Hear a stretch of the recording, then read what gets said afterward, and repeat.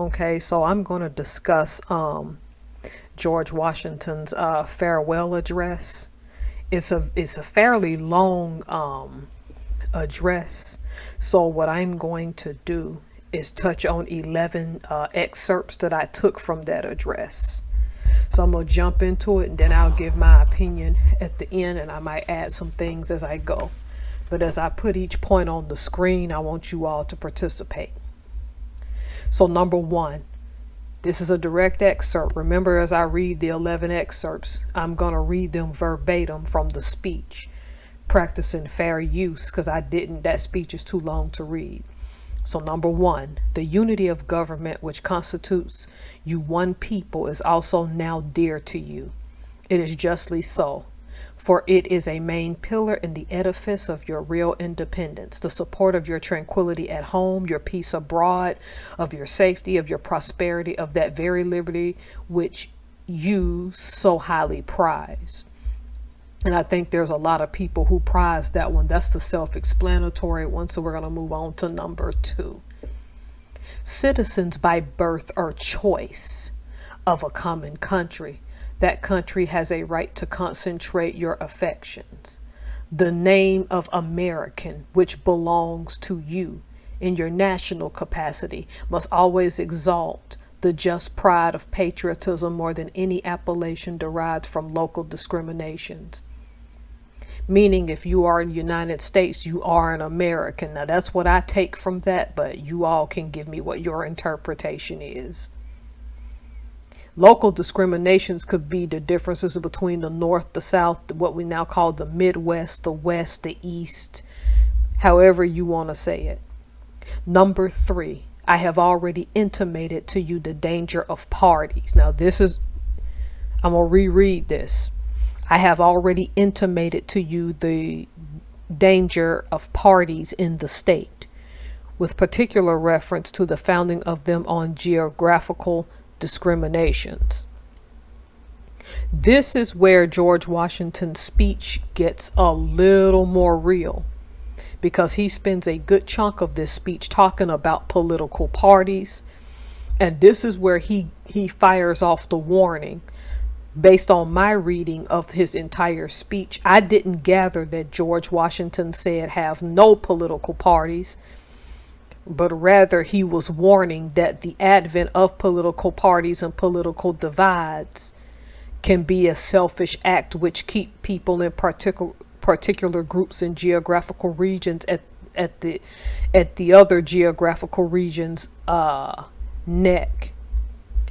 Number four, the alternate domination of one faction over another, sharpened by the spirit of revenge natural to party dissension, which in different ages and countries has perpetuated the most horrid enormities, is itself a frightful despotism. He's given a history of how political parties, particularly in Europe, where the name Washington derives and where European settlers had originally come from.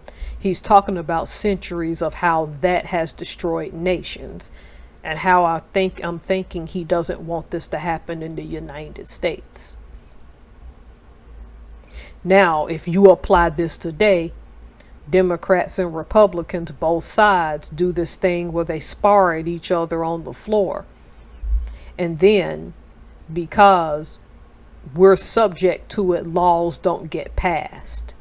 And that's where it can get conceited and arrogant.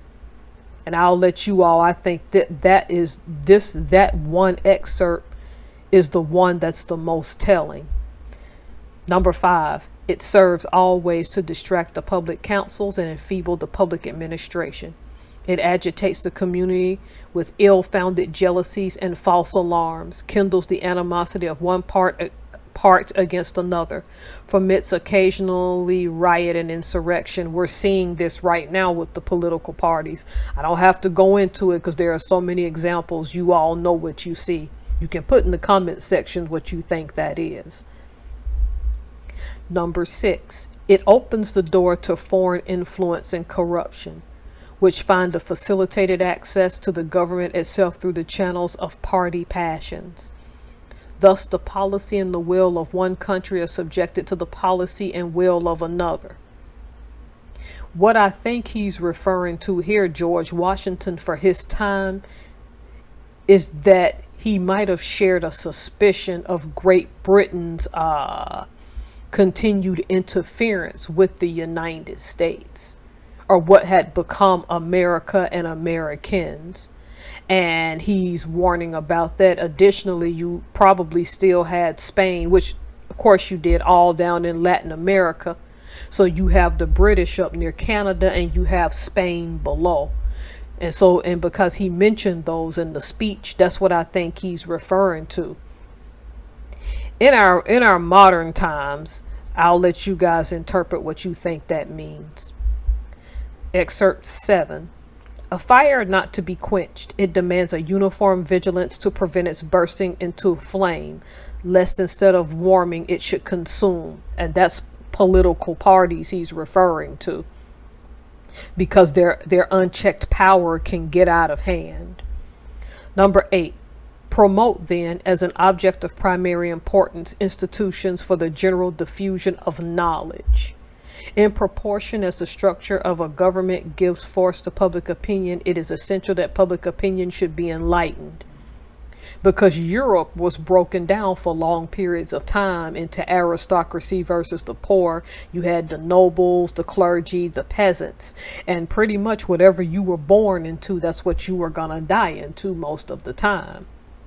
So if knowledge is something that is given to all citizens, it empowers them to stick up for themselves. United States, we are what I call the great experiment for that time, because there was no other nation on the earth really doing what we did as a nation. And I think for him to bring that up in the speech and to want to preserve that is remarkable. Number 9, the great rule of conduct for us in regard to foreign nation is, in extending our commercial relations, to have with them as little political connection as possible. And I think that means staying out of their affairs as much as we possibly can. But again, I think that's one of those ones you guys can get in the comments and discuss. Number 10, Europe has a set of primary interests, which to us have none or very remote relation. Hence, she must be engaged in frequent controversies to cause which are essentially foreign to our concerns. He's referring to I think the old European wars, like the War of the Roses and all that, because Europe had been fighting for centuries before pilgrims come to the United States and continue to fight. And I think George Washington here was saying, don't get into war for the sake of war. And as you all know, it's very commonly known that when the world wars happened, I think Americans in World War I had far less casualties, way less casualties than World War II. Because the American public in general did not like the ideal of war and really didn't want to get into World War I.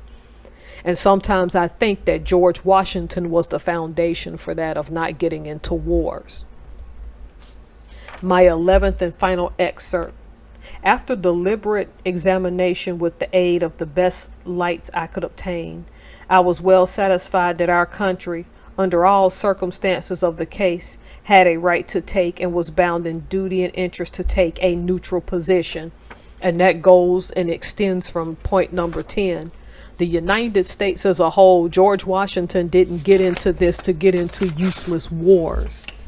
Coming from that European background in which there was a lot of war on that continent, even past the United States or the colonies getting its independence.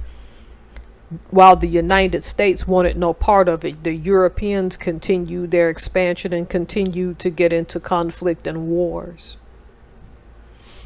Here's why I decided to choose George Washington's farewell address. I'm encouraging you all, because I put the link up in the video earlier, to go and read that address in its entirety, because there are so many nuggets in that address that extend to today's political climate. I'm not here to tell you how to vote because that's not my business. I'm not here to tell you who to vote for.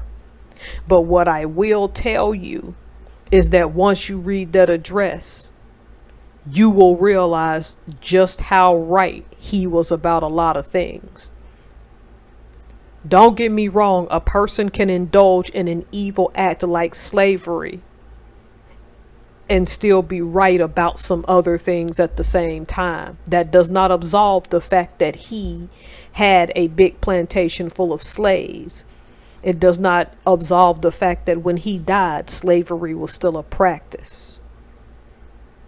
But I want you to take this speech as you get ready for the elections and think American and what that means when it comes to these so-called divisive political parties, which have done nothing for you.